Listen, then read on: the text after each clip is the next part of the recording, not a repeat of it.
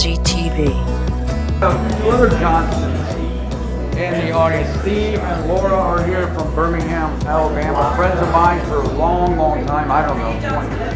Yes. I don't think we're related that I know of, but we could be.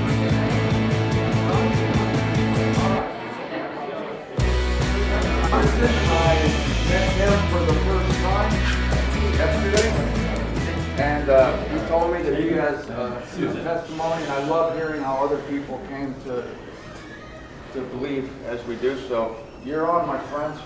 20 minutes and away we go. All right. Can everyone hear me all right? As I stated before, my name's Chris. I'm from Lawrenceville, Georgia, and I grew up with my dad, my mom, and an older brother who's 7 years older than me. And my dad had this disease called Huntington's disease, which is a lot like Parkinson's, but in my dad's case, not only did it cause shaking of the hands and stuff like that, but he did sometimes become aggressive and violent. I remember in first grade, my parents actually split up for 6 months and then got back together. And the situation got so bad when I was 13, this is back in 2000, that I said, God, you know what, I need help. He needs 24-hour care. We're not taking care of him. And whenever he gets angry, he couldn't hardly move unless he was mad. And that was really scary. And this is a desperate situation. And we didn't go to church growing up. I didn't know much about God or spiritual things, but I'd heard about him. But out of desperation, I reached out to whoever God was for help. So later that night, after I performed at a band concert and come home, as I laid down, I heard commotion outside, and basically what happened was an argument, and my brother happened to be playing a Dungeons & Dragons game at the time, and when he went back to his room, one of them followed my dad and found him loading a gun in his room. So when he left, I went out and saw my dad with the gun in his hand, and we didn't know it was unloaded. We think what happened was when the guy interrupted my dad, he was about to load it, but he stopped and he didn't have the mental capacity to think, well, he's gone now, let's finish what I started. It's kind of like a month before, I remember he grabbed my mom by the neck and tried to strangle her. And when I hit him, he had 2 targets, both me and her, so he just went to bed. So later on, I remember Mom had to jump up from behind a piece of furniture, grab the gun out of his hand. The police took him away, and through corridors and things, he finally got into a nursing home. He was 50 years old, and I was like, he got the care. Everything I'd asked God for, he got. And I thought, wow, there must be some invisible divine force that you cannot see, hear, taste, or touch that is always involved, whether you see him or not. And I thought, well, I want to, and also, he has the plan that if you ask for help, he'll do it, but he does it in his own way. I wouldn't have picked that way to get him the help he needed. So I was just amazed. I wanted to know more about this God, but you wouldn't. I became a parent. He's going to make it a difficult challenge. So I said, well, challenge accepted to try to learn more about God. So a year later, more things happened. Mom lost her job, got it back. Friends moved away, a bad social life, started doing bad in school, even though I wanted to do good in school. So I cried out again, and eventually a friend of ours came, and it was on a Wednesday night. He was supposed to go to church, and we were talking, and I kept him from going because I was asked a lot of questions. And I talked him. I made it very difficult for him to make his case. But I thought, after a while, somehow he had me convinced, and I went to church with him, and, we all held hands, and everybody was so loving, and it really helped me out, I guess, because of all the trips we went on, and it made my social skills better, and I was able to make more friends in high school, and I was just so excited. Like, I was too eager to learn, even for the pastors. Like, they were too tired to teach me sometimes. And when I started going to church, I'd never heard the term pastor before. I knew about a minister or priest. I didn't know about the Apostle Paul. Didn't know Easter was recognized as a Christian holiday. I thought it was just about eggs. I mean, I was living under a rock. I'd entered this brand new world that I was just thrilled to be in.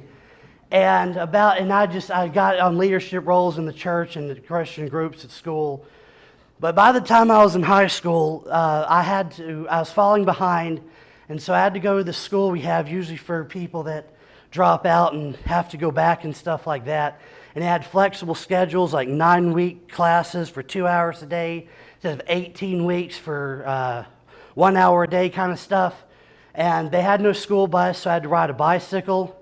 And even though I got my license, we had to share the car, so I couldn't always do that. And I had to carry textbooks on the back. And all hopes of a senior prom were totally thrown. I had to get a girl. I had to get. Couldn't be in the band. All that was gone. Just school and my first job and working, and that was bad enough. And we had some friends of ours that we knew really well for for quite some time.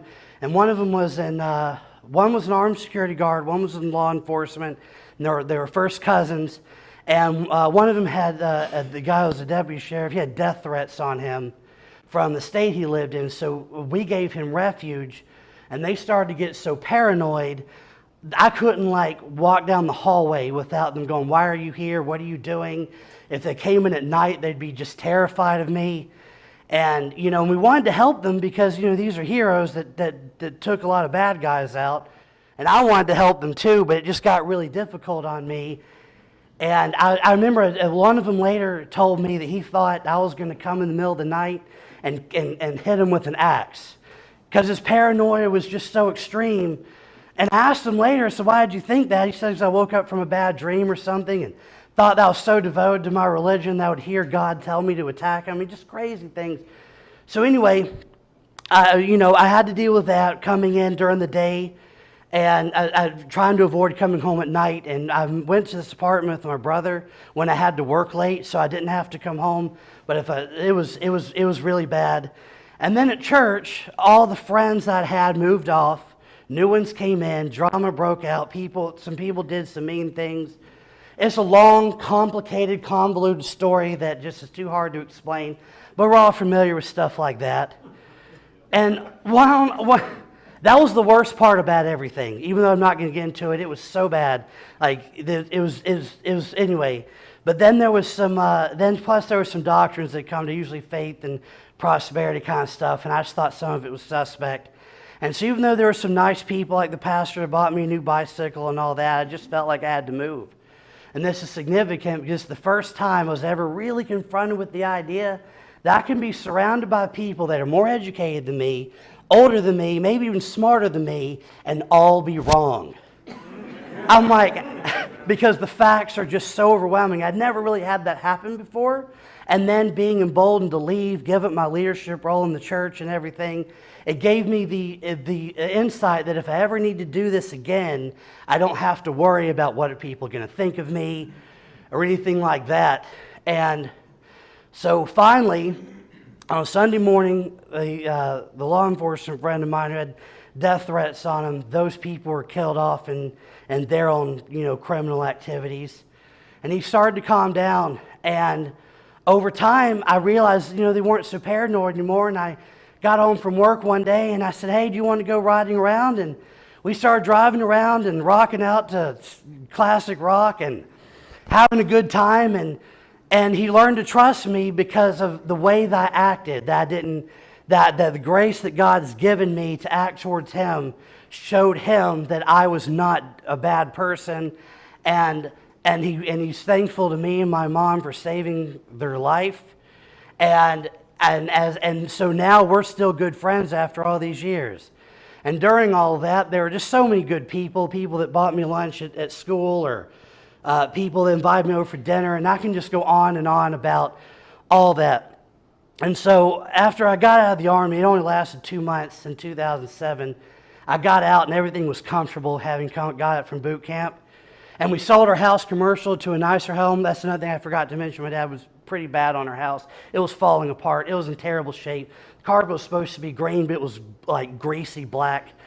I mean, it was awful.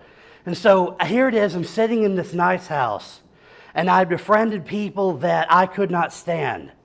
And I had seen the love people showed me during that time. I'd seen how drastically things went from just had turned around for the betterment.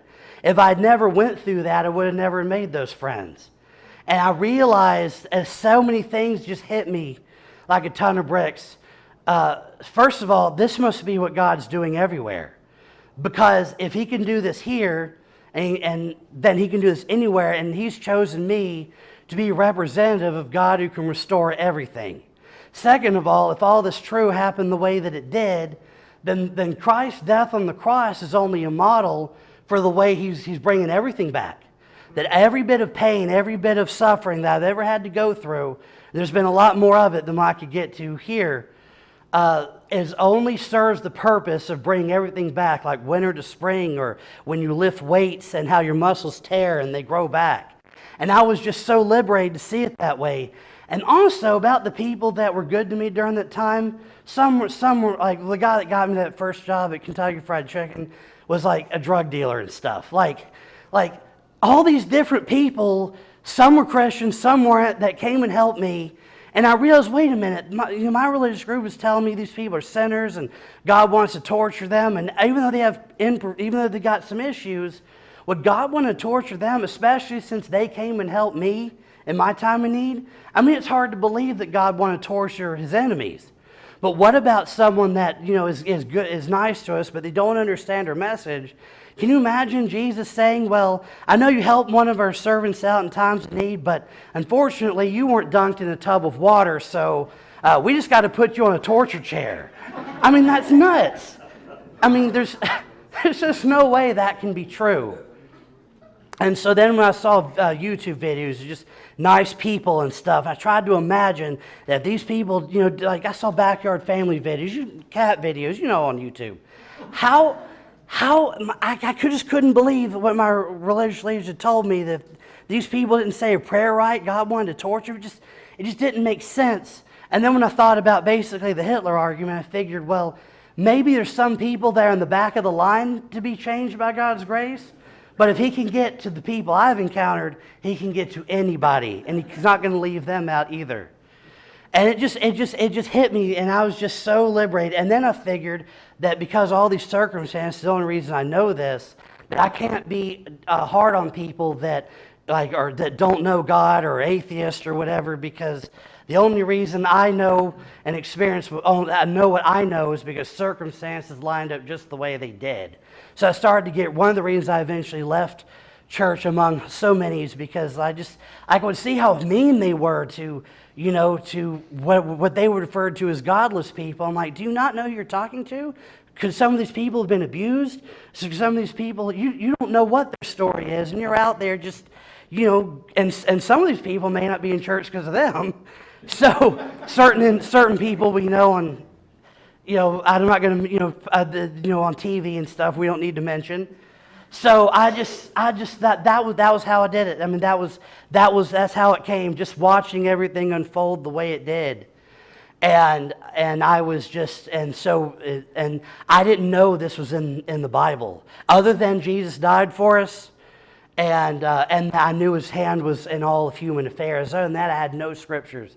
I just knew it had to be true. And I kind of quit studying the Bible at this time. Not that I was against it, but it wasn't my interest. And so I was thrilled through a short story of how I found Martin's videos. Just, one video led to another recommended video and other Salvation of All teachers, and I was like, this is in the Bible?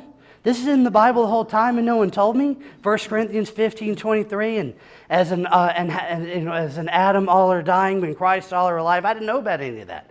And I was just so, and one of the reasons why I know it's true is not just because it's in the Bible, that's the most important reason, but because I've lived and seen the taste of it. So that's pretty much it. That's beautiful, man. That's pretty much it.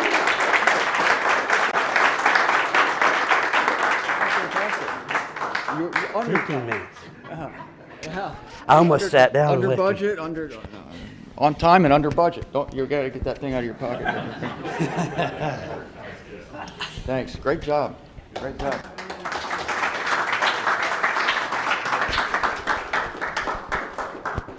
Thank you, Chris. I mean, that's just it, isn't it? I mean, I think your story is kind of a template for a lot of people, because you first think, your common sense, the conscience that God gave you and the love you have for your family, you wonder, how could this insane teaching, God torturing his enemies when he tells us to love ours, everybody heard that, love your enemies, love your associate as yourself, and God tortures his. So you have these questions, but I love what you said when you said, I just had these, how could it be? And I didn't know it was in the Bible.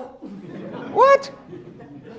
Because, look, if eternal torment was in the Bible, if it was in the scriptures, we'd have to believe it. It would have to be something we'd have to believe. And I know that's the way Christians look at it. Because, well, we don't like it. We don't like that. This is the good news, but it is. It's in the Bible, but they're reading bad translations. They're reading bad translations. I love how you had that God-given instinct.